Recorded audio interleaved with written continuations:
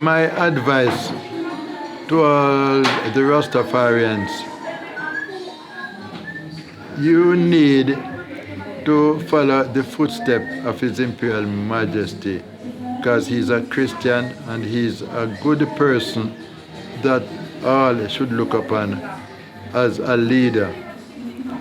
And I studied the ways of His Imperial Majesty. I read, plus I learn from elderly men, especially elderly Rasta men. And if one says that they are using His Imperial Majesty as a role model, they should follow his footsteps, and because he's an Orthodox Christian, and his ways will lead him to the Ethiopian Orthodox Church.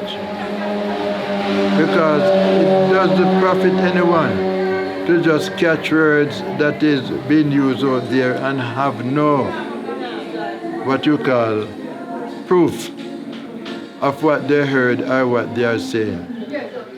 So the Ethiopian Orthodox Church can be a savior for one's soul, for one's life, for one existent in these times.